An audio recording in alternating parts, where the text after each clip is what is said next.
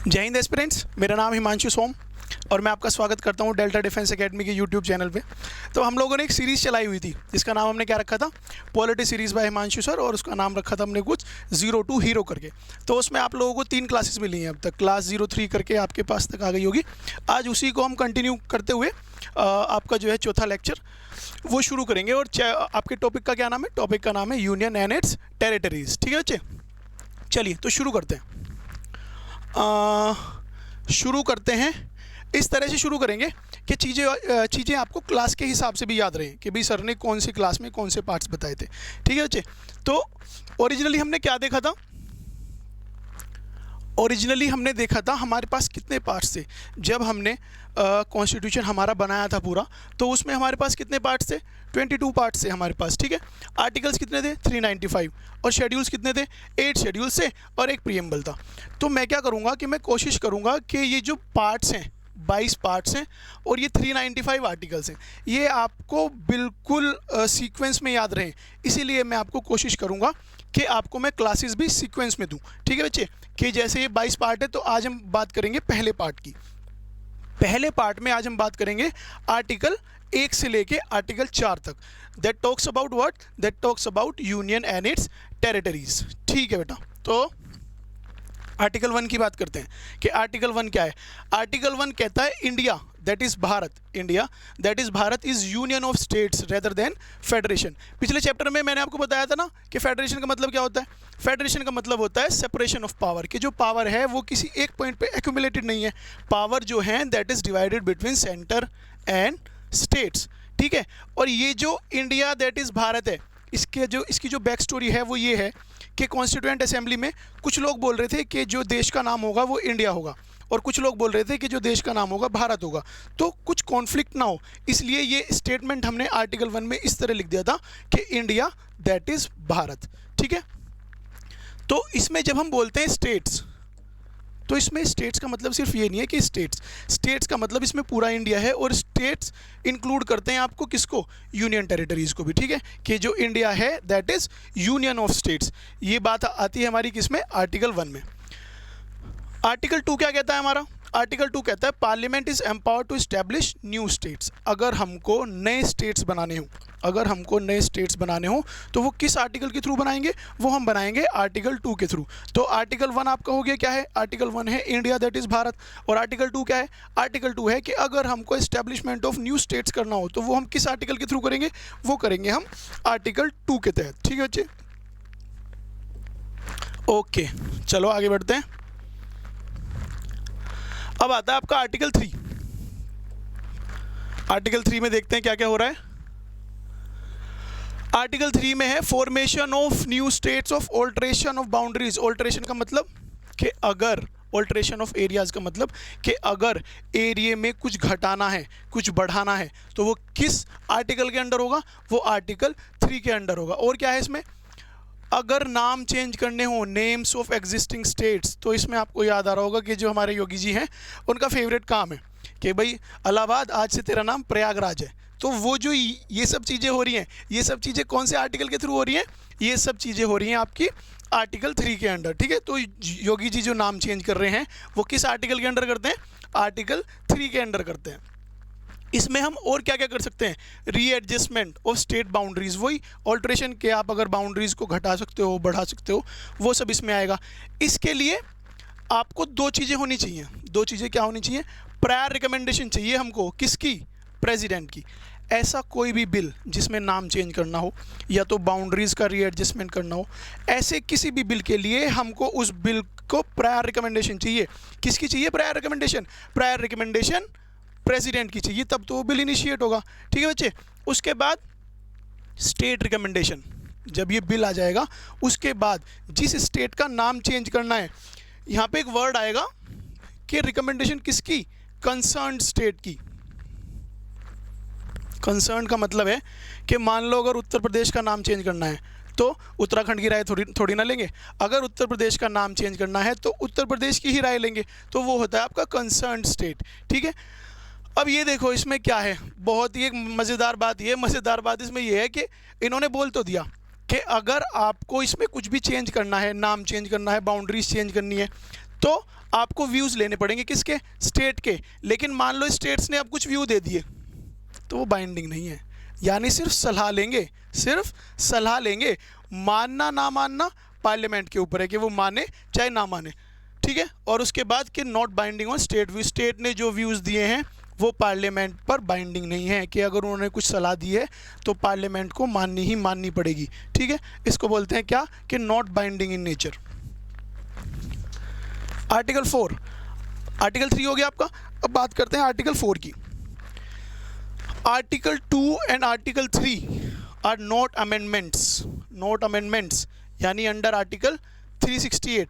पिछले चैप्टर में मैंने तुमको बताया था कि अगर कॉन्स्टिट्यूशन में कुछ सुधार लाना हो तो वो हम कितने तरीके से ला सकते हैं, वो हम 3 तरीके से ला सकते हैं। कैसे, अगर कॉन्स्टिट्यूशन में कुछ भी सुधार लाना है तो वो 3 तरीक़ों से आएगा आपके। एक तो सिंपल मेजोरिटी, सिंपल मेजोरिटी से आएगा। फिर एक कैसे आ सकता है, एक स्पेशल मेजोरिटी से आ सकता है। इसके बाद स्पेशल मेजोरिटी के बाद तीसरा जो आता है वो आएगा कि special majority plus ratification of state, ठीक है। इस तरह से बदलाव लाया जा सकता है। लेकिन ये जो सिंपल मेजोरिटी वाला ये जो कंसेप्ट है ये आर्टिकल 368 के अंडर नहीं आता। और आर्टिकल 368 किसके बारे में बात करता है, आर्टिकल 368 बात करता है अमेंडमेंट्स के बारे में। तो आर्टिकल 368 के अंदर ये भी आएगा और ये भी आएगा।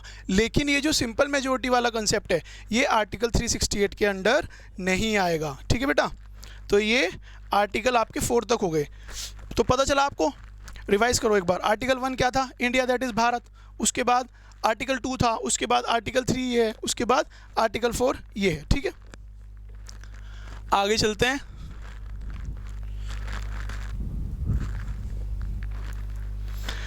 ये रहा, अब ये है इस चैप्टर की नर्व्स। जैसे मैंने बताया था ना कि अगर आपको ये पता हो कि इस चैप्टर में क्वेश्चन कहाँ से पूछा जाएगा तो इसका मतलब आप एक अच्छे एस्पिरेंट हैं, आप एक वेटरन एस्पिरेंट हैं। अगर आपको पता हो कि कहाँ आपको ध्यान देना है ज़्यादा और कहाँ आपको ज़्यादा ध्यान नहीं देना, तो इस चैप्टर में ये जो कमीशंस हैं, जो कमीशंस हैं इनसे क्वेश्चन आने की संभावना सबसे ज़्यादा होती है, ठीक है। तो इनके जो ये 3 इसमें कमीशन है, इनकी क्रोनोलॉजी याद रखना कि पहले कौन सा आया था, उसके बाद कौन सा आया था और उसके बाद कौन सा आया था, ठीक है। तो जो सबसे पहले जो कोई कमीशन आया था वो आपका आया था एस के धार कमीशन। कब आया था, 1948 में आया था। और क्या था, एस के धार कमीशन। ये लिंग्विस्टिक पैटर्न पे था। इन्होंने रिकमेंडेशन क्या दी थी कि भाई जो ये सारे स्टेट्स हैं उस टाइम पे जितने भी स्टेट्स थे कि इनको भाषाओं के आधार पे बांट दो आप। इनको लिंग्विस्टिक पैटर्न का मतलब है कि जो हिंदी स्पीकिंग है उनको एक साइड रखो, जो उड़िया हैं उनको अलग रखो, जो बंगाली हैं उनको अलग रखो, और जो साउथ वाले हैं उनको अलग रखो। तो इस तरह का कुछ एक लिंग्विस्टिक पैटर्न था कि ये जो स्टेट्स हैं इनका विभाजन होगा, किस बेस पे होगा, भाषाओं के बेस पे। तो स्टेट ये क्या हुआ था, ये एक्सेप्ट नहीं हुआ था, ये एक्सेप्ट लिंग्विस्टिक पैटर्न के ये हमने मना कर दिया था कि भाई हम इस तरह से स्टेट्स को नहीं बांटेंगे। लेकिन फिर भी क्रोनोलॉजी इंपॉर्टेंट है कि सबसे पहले लिंग्विस्टिक बेस के लिए जो कमीशन आया था वो कौन सा था, तो वो एस के धार कमीशन था। इसके ठीक 1 साल बाद 1949 में, इसके ठीक 1 साल बाद 1949 में एक कमेटी आई, JVP कमेटी आई। किसका नाम क्या था, JVP। इस नाम में ही तीनों नाम हैं इनके, J4 जवाहरलाल नेहरू, V4 वल्लभ भाई पटेल और P4 पट्टाभी सीतारामैया। तो ये तीनों लोग थे इसमें। इन्होंने भी क्या कहा था, ये भी जो आपका पैटर्न था, ये भी ये था कि भाई आप स्टेट्स को लिंग्विस्टिक पैटर्न पे यानी भाषा के आधार पर बांट दीजिए। लेकिन ये भी क्या एक्सेप्टेड था, ये भी एक्सेप्टेड नहीं था आपका। तो 48 में आया इसके धार और 49 में कौन सा आया, JVP कमेटी। इसके बाद इसके 4 साल बाद 1953 में जो आपका पहला लिंग्विस्टिक स्टेट बना, ये एक बहुत ही अच्छा क्वेश्चन बनता है यहाँ से। 1953 में जो सबसे पहला स्टेट बना लिंग्विस्टिक पैटर्न पे भाषा के आधार पर, जो पहला प्रदेश बना था उसको हम क्या बोलते हैं, आंध्र प्रदेश। तो it was the first state who was on linguistic pattern. और इसके पीछे भी बैक स्टोरी क्या है, इसके पीछे बैक स्टोरी ये है कि वहाँ पर एक प्रदर्शन चल रहा था। प्रदर्शन कर कौन रहा था, ये नाम था पोटी श्रीमालू। नाम याद रहेगा आप लोगों को ये, ठीक है। क्या नाम था? पोटी श्रीमालू। इन्होंने क्या कहा, ये आदमी 56 डेज़ के हंगर स्ट्राइक पे चला गया था और इन्होंने क्या कहा कि अगर आपने हमको ये हमारा लिंग्विस्टिक पैटर्न पे प्रदेश नहीं दिया तो मैं मर जाऊंगा। और ये भी कोई मेरी तरह ही था, जो ये बोलता था वो ये करता था, तो ये मर गए थे, ठीक है। तो ये 50 डेज़ की हंगर स्ट्राइक के बाद मर तो गए थे, लेकिन इन्होंने क्या किया था, इन्होंने जो पहला प्रदेश था भाषा के आधार पर जो बांटा गया था आंध्र प्रदेश, वो पोटी श्रीमालू की देन था। तो नाम तो आप लोग को याद रहेगा, मैं जानता हूँ, पोटी श्रीमालू, ठीक है बच्चे। कुछ बच्चे हंस रहे हैं यहाँ पर कोई बात नहीं, हंसने की बात भी है, ठीक है। 1953 तक हम लोग आ गए। कमीशन 2 आपको याद है, एक एस के धार और उसके बाद कौन सा आया था? जेवीपी। जेवीपी में ही नाम है जवाहरलाल नेहरू, वल्लभ भाई पटेल और पटाभी सीतारामैया। हाँ जी, इसके बाद आया था आपका 54 में, क्रोनोलॉजी याद रहनी चाहिए। इसके बाद 54 में आया था आपका फजल अली कमीशन। 54 में कौन सा आया था? फजल अली कमीशन। इन्होंने क्या रिकमेंड किया? इन्होंने रिकमेंड किया था और इसने बनाए थे कितने? 16 स्टेट्स और 6 यूनियन टेरिटरीज। 16 स्टेट्स। अब जब इसने इतने स्टेट्स और यूटी बनाए थे तो ये एक इम्पोर्टेंट कमीशन है, तो इसके जो कमीशन है, इसके जो मेंबर्स हैं, हमको उनके भी नाम याद होने चाहिए। इसके मेंबर्स थे KM पनिक्कर, HN कुंजरू और फजल अली तो थी, तो आपको टेक्निकली सिर्फ दो नाम याद रखने हैं, KM पनिक्कर और HN कुंजरू, ठीक है। इन्होंने एक्सेप्ट किया था लिंग्विस्टिक पैटर्न कि भाई ठीक है, भाषाओं के आधार पर हम आपको प्रदेश बनाएंगे, लेकिन रिजेक्ट किया था क्या? 1 लैंग्वेज 1 स्टेट। ये तो फिर डिस्क्रिमिनेशन हो जाएगा ना, कि मान लो अगर उत्तर प्रदेश एक हिंदी स्पीकिंग स्टेट है, तो अगर इस बेस को भी ये मान लेते हैं 1 लैंग्वेज 1 स्टेट, तो इसका मतलब तो ये है कि भाई यहाँ पे सिर्फ हिंदी स्पीकिंग लोग ही रहेंगे, ठीक है। तो इन्होंने इस बेस को रिजेक्ट किया था कि ऐसा हम कोई रिजिड कॉन्सेप्ट नहीं रखेंगे कि जहाँ पे सिर्फ 1 लैंग्वेज और 1 स्टेट होगा, लेकिन हाँ लिंग्विस्टिक पैटर्न इन्होंने मान लिया था, ठीक है। कितने स्टेट्स बनाए थे? 16 स्टेट्स बनाए थे और यूटीज़ कितनी बनाई थी? 6 यूटीज़ बनाई थी। तो एक्सेप्ट किया था लिंग्विस्टिक पैटर्न को as a base of formation, लेकिन रिजेक्ट किया था किसको? 1 लैंग्वेज और 1 स्टेट, क्योंकि ये एक बहुत ही रिजिड कॉन्सेप्ट हो जाता। रिकमेंड किया था इन्होंने कितना? 16 स्टेट्स और 6 यूटीज़, और फिर इससे बने कितने थे?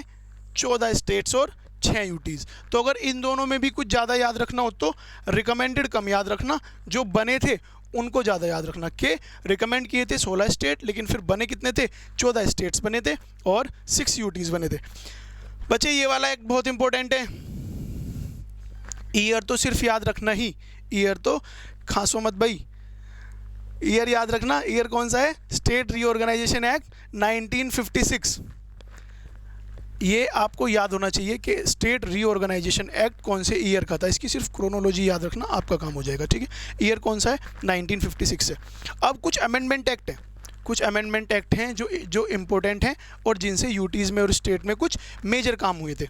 तो हम लोग को अभी जब तक ये स्टेट्स नहीं बने थे तो पैटर्न था, जो स्टेट्स थे उनको डिवाइड किया हुआ था। डिवाइड कैसे किया हुआ था? ए स्टेट्स, बी स्टेट्स, सी स्टेट्स और डी स्टेट्स। इससे पहले इस तरह से जो स्टेट्स का डिवीज़न था वो इस तरह से था, आपका स्टेट्स को ए, बी, सी और डी में इस तरह करके डिवाइड किया था। तो ये जो 7th अमेंडमेंट एक्ट आया था, बच्चे अगर कुछ अमेंडमेंट एक्ट याद रखने हो ना कि जो बहुत इंपॉर्टेंट है, उनमें से one of the most important amendment act है आपका 7th, ठीक है। फर्स्ट है, फिर 7th है, फिर 9th है, उसके बाद फिर 24th है, ठीक है। तो ऐसे जो अमेंडमेंट एक्ट हैं ये आपको याद होने चाहिए, उसमें से one of the most important है ये आपको 7th अमेंडमेंट एक्ट। इससे बहुत सारी चीज़ें हुई हैं, जैसे जैसे हमारी ये सीरीज़ आगे बढ़ेगी ऐसे ऐसे आपको पता चलेगा। तो ए, बी, सी और डी, इस 7th अमेंडमेंट एक्ट ने क्या किया था? ये जो डिवीज़न था ए, बी, सी और डी, इसको एबोलिश किया था, और जो हमारा वो एक कमीशन था फजल अली, उसने फिर बनाए थे 14 states plus state reorganisation act, ये हमको याद होना चाहिए, और A, B, C, D states abolished, ठीक है बेटा। आया इतना समझ में? ठीक है। अब क्वेश्चन यहाँ से भी आने की बहुत अच्छे चांसेस होते हैं। इसमें आपको एग्जामिनर क्या करेगा ना, सीक्वेंस दे देगा। इसमें से क्वेश्चन कैसे बनता है, इसमें से क्वेश्चन सिर्फ ऐसे बनता है कि आपको एग्जामिनर सीक्वेंस दे देगा कि भाई जो आपके 14 स्टेट्स हैं वो तो जो फजल अली कमीशन था और स्टेट रीऑर्गेनाइजेशन एक्ट 1956 था उससे आपके बनाए गए थे। उसके बाद जो स्टेट्स बने हैं वो किस क्रोनोलॉजी में बने हैं, वो किस क्रोनोलॉजी में बने हैं कि 14 के बाद अब जितने स्टेट्स हैं उनकी क्रोनोलॉजी क्या है, पहले कौन सा स्टेट आया था, उसके बाद कौन सा स्टेट आया था। तो वो सब हमको याद होने ज़रूरी है। और याद कैसे होंगे, कोई रॉकेट साइंस नहीं है, बार बार रिवीजन करना पड़ेगा तो याद हो जाएंगे। ठीक है, एक बार इसको ऐसे ही करके देख लो। 14 तो वहीं पे थे, 14 के बाद जो 15th स्टेट बना था वो गुजरात था, 16th Nagaland, 17th Haryana, 18th Himachal Pradesh, 19th Manipur, 20 Tripura, 21 Meghalaya, 22 Sikkim, 23 Mizoram, 24 Arunachal Pradesh, 25 Goa, 26 Chhattisgarh, 27 UK ये उत्तराखंड है। ठीक है, यूके उत्तराखंड, 28 झारखंड और 29 तेलंगाना जो बना था लास्ट में। ठीक है बेटा, तो ये क्रोनोलॉजी हमको याद होनी चाहिए कि कौन सा स्टेट कब बना था। अगर आपको बिल्कुल रिजिड भी याद नहीं है ना, रिजिड भी याद नहीं है तो भी कोई बात नहीं, कम से कम इतना तो याद होना चाहिए कि भाई गुजरात पहले आया था और ये गोवा बाद में आया था। इतना तो अगर याद रहेगा ना तो भी इट विल सफाइस। ठीक है बेटा, तो ये आपको बार बार रिवाइज करना पड़ेगा और ये तब हो जाएगा, करने से होता है। ठीक है, करने से होता है। अमेंडमेंट एक्ट देख लो, अब कौन कौन से अमेंडमेंट एक्ट से क्या क्या आया था। कुछ अभी भी बताया था ना मैंने कि कुछ अमेंडमेंट एक्ट जो हैं वो इम्पोर्टेंट है। 7th amendment act, 7th amendment act तब आएगा जब हमारे पास पेन होगा। पेन आ गया हमारे पास। 7th अमेंडमेंट एक्ट अभी बताया मैंने, एबोलिश किया था इसने। ये जो पैटर्न था ABCD, ये जो पैटर्न था स्टेट्स का, इसको एबोलिश किया था हमारे, इसने ख़त्म किया था। 9th अमेंडमेंट एक्ट से क्या हुआ था, 1960 के 9th अमेंडमेंट एक्ट से हुआ था फिर इंडो पाक एग्रीमेंट, इंडिया का और पाक का कोई एग्रीमेंट था, ये वो हुआ था कि भाई हमको क्या क्या ट्रांसफ़र करना है और क्या क्या नहीं करना। 10th जो अमेंडमेंट एक्ट है 1961 का, इससे क्या हुआ था, इनकॉर्पोरेटेड दादरा एंड नागर हवेली। इससे कौन सी यूटी बनी थी हमारी, Dadra and Nagar Haveli as a UT. 12th amendment act से क्या हुआ था, Goa Daman and Diu as a UT. 14th से क्या हुआ था, पौंडीचेरी बनी थी। 69th से क्या हुआ था, दिल्ली कैपिटल बनी थी। इसको तो याद ही रखना भाई कि जो हमारी दिल्ली कैपिटल बनी थी वो किस अमेंडमेंट एक्ट से बनी थी, वो हमारी किस अमेंडमेंट एक्ट से बनी थी, वो हमारी अमेंडमेंट एक्ट से बनी थी 69th अमेंडमेंट एक्ट से। और 10th अमेंडमेंट एक्ट से क्या हुआ था, 10th नहीं होगा बच्चे, ये 100th अमेंडमेंट एक्ट होगा, ये 100 अमेंडमेंट एक्ट है 2015 का। इससे क्या हुआ था, लैंड बाउंड्री एग्रीमेंट था ये हमारा बांग्लादेश के साथ। ठीक है, तो इसमें स्टेट्स वाले ज़्यादा याद रखना, इस 7th को याद रखना और इस 12th को याद रखना, इस 14th को याद रखना और 69th को याद रखना। ठीक है बेटा, तो इस चैप्टर में शायद इतना ही था। एक और स्टेटमेंट है जहाँ से क्वेश्चन बनने के बहुत अच्छे चांसेस होते हैं। ठीक है, बहुत ही अच्छे चांसेस होते हैं और प्रीवियस ईयर में कई बार पूछा भी गया है और अब भी पूछा जा सकता है। वो क्या है कि इंडिया को हम क्या बोलेंगे, इंडिस्ट्रक्टेबल यूनियन बोलेंगे या डिस्ट्रक्टेबल यूनियन बोलेंगे। इंडिया को कंपेयर किया है किससे, यूएसए से। ठीक है बेटा, तो हमारा जो इंडिया है वो एग्जाम्पल है indestructible union of destructible state. इसका मतलब ये है कि किसी भी सिचुएशन में यूनियन नहीं टूट सकता, किसी भी सिचुएशन में देश नहीं टूट सकता। हाँ, स्टेट्स डिस्ट्रक्टेबल हैं, हम कोई ऐसा बिल लाके या उसको हम चेंज कर सकते हैं तो स्टेट डिस्ट्रक्टेबल हैं, लेकिन किसी भी सिचुएशन में यूनियन आपकी डिस्ट्रक्टेबल नहीं है। अगर सारे स्टेट्स भी मिलके चाहें कि इस यूनियन को तोड़ना है तो इस यूनियन को नहीं तोड़ पाएंगे। तो हमारी जो यूनियन है वो कैसी है, इंडिस्ट्रक्टेबल यूनियन है। और इसके साथ हमने क्या लिखा है, डिस्ट्रक्टेबल स्टेट्स हैं। इसी के कंपैरिजन में हमने फिर लिया है यूएसए। यूएसए में क्या है, यूएसए में स्टेट्स ज़्यादा मजबूत कंडीशन में है, स्टेट्स ज़्यादा स्ट्रोंग है। वहाँ पे किसी भी कंडीशन में स्टेट्स नहीं टूट सकते, हाँ यूनियन टूट जाएगी। तो यूनियन कैसी है, डिस्ट्रक्टिबल। तो बस ये इसमें दो कीवर्ड हैं, इनको याद रखना कि इनडिस्ट्रक्टिबल यूनियन कौन सी है, इनडिस्ट्रक्टिबल यूनियन हमारी इंडिया है, और डिस्ट्रक्टिबल यूनियन कौन है, डिस्ट्रक्टिबल यूनियन जो है हमारी वो यूएसए की है। सॉरी,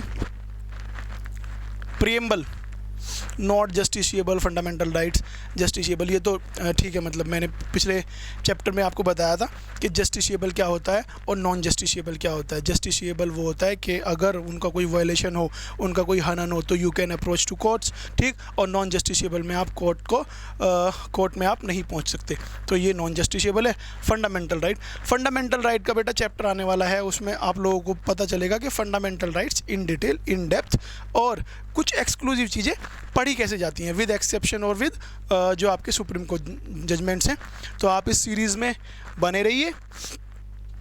ये जो 7th अमेंडमेंट एक्ट ने जो एबोलिशमेंट किया था, कि इससे पहले स्टेट का डिवीज़न कैसा था, ABCD का था ना,